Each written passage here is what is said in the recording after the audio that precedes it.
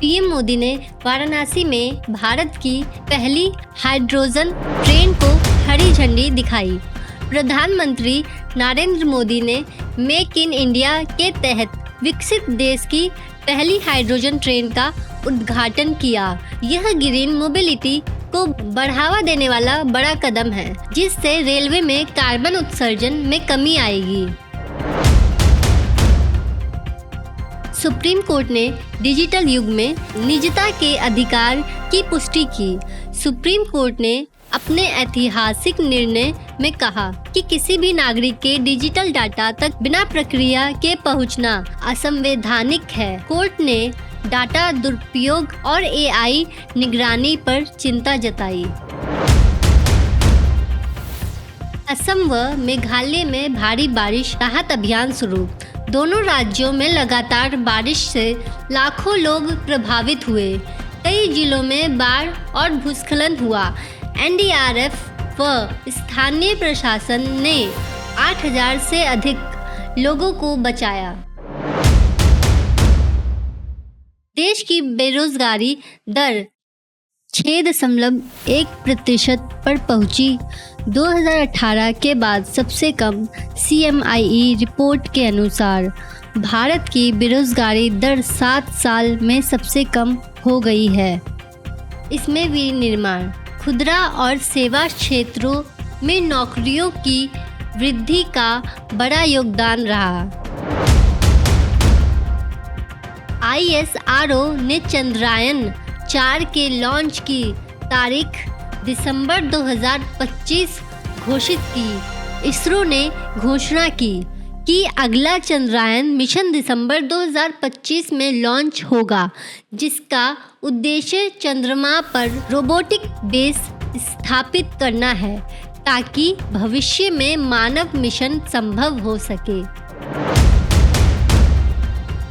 Trump का दावा। PM Modi ने भरोसा दिलाया, भारत अब रूस से तेल नहीं खरीदेगा। पूर्व अमेरिकी राष्ट्रपति ट्रंप ने दावा किया कि प्रधानमंत्री मोदी ने उन्हें भरोसा दिया है कि भारत अब रूस से तेल नहीं खरीदेगा। इस पर भारत ने कहा कि राष्ट्रीय हित सर्वोपरि है।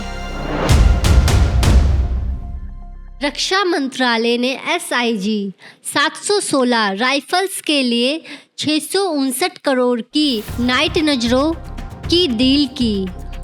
रक्षा मंत्रालय ने भारतीय सेना की SIG 716 असॉल्ट राइफल्स में इस्तेमाल के लिए 659 करोड़ रुपए की नाइट साइट्स खरीदने का करार किया, जिससे ऑपरेशनल क्षमता बढ़ेगी।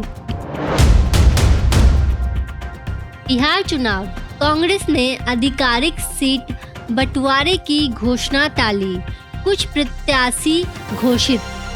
बिहार विधानसभा चुनाव में सीट साझा करने पर सहमति न बनने से कांग्रेस ने केवल कुछ प्रत्याशियों की घोषणा की और औपचारिक सूची रोकी।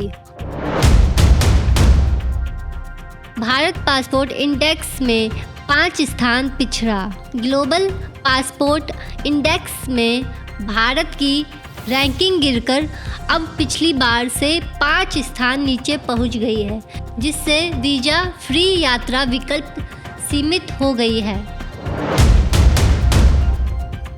TCS कर्मचारियों की छंटनी पर यूनियन की वार्ता। TCS में 20,000 से अधिक कर्मचारियों के कट की संभावना पर यूनियन के साथ कंपनी की बैठक हुई। AI ड्रिवन ऑटोमेशन इसका कारण बताया जा रहा है। भारतीय वैज्ञानिकों ने प्रकाश संश्लेषण पहेली को सुलझाया। IISc और कैलटेक के शोधकर्ताओं ने प्रकाश संश्लेषण की दशकों पुरानी पहेली हल कर दी है, जिससे कृषि उत्पादकता बढ़ाने की नई संभावनाएं खुलेंगी। राजस्थान प्रशासनिक सेवा। 2023 में किसान के बेटे ने टॉप किया। अजमेर जिले में किसान के बेटे ने सबसे ज़्यादा अंक लाकर RAS परीक्षा 2023 में अव्वल स्थान हासिल किया। टॉप 3 प्रतिभागी अजमेर से ही हैं। कर्नाटक में 200 करोड़ संपत्ति टैक्स घोटाले के आरोप में मदुरै मेयर ने इस्तीफा दिया। आरक्षकों की जांच के बाद मदुरै मेयर ने दी 200 करोड़ के संपत्ति टैक्स घोटाले के आरोप में इस्तीफा। यूपी पुलिस ने निवेश घोटाले में हेयर स्टाइलिस्ट जावेद हबीब के दिल्ली आवास पर छापा मारा। यूपी पुलिस ने निवेश घोटाले की जांच में दिल्ली में हेयर स्टाइलिस्ट जावेद हबीब के घर छापा मारा। भारत EU व्यापार समझौता 12 दिसंबर तक पूरी होने की संभावना।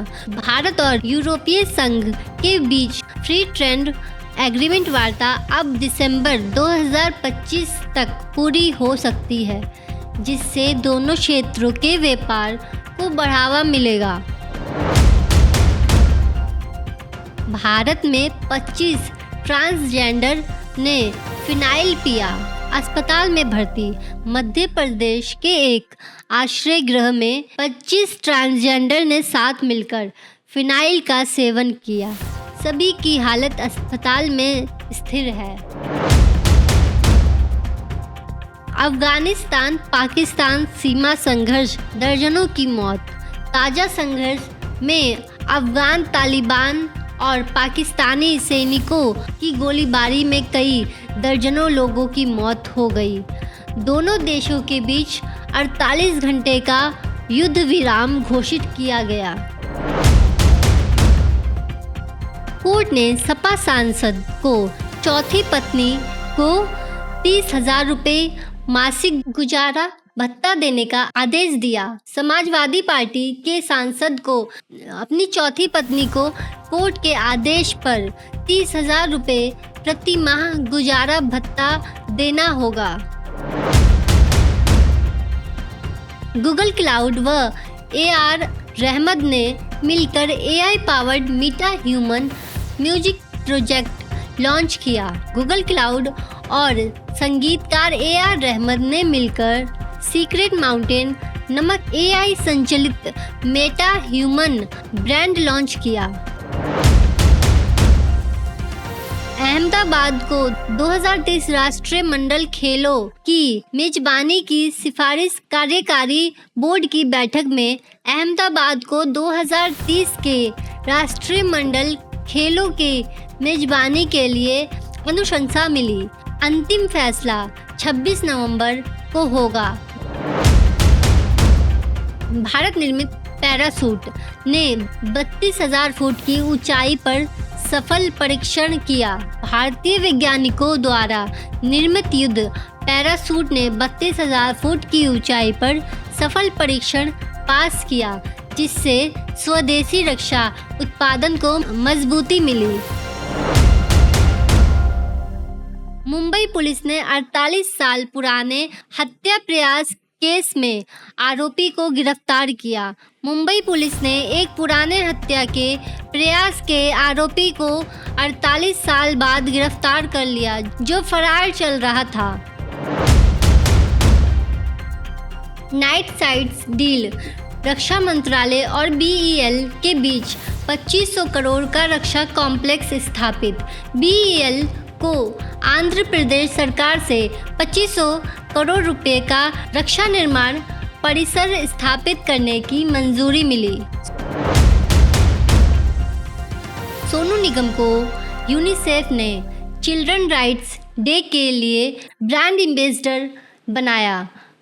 गायक सोनू निगम को यूनिसेफ इंडिया द्वारा बाल अधिकार दिवस के लिए ब्रांड एम्बेसडर नियुक्त किया गया। ISRO ने GSLV MK3 की परीक्षा तिथि नवंबर 2025 घोषित की। इसरो ने बताया कि GSLV MK3 रॉकेट का अगला परीक्षण नवंबर 2025 में किया जाएगा, जिससे भारत के स्पेस प्रोग्राम को नई ऊंचाई मिलेगी।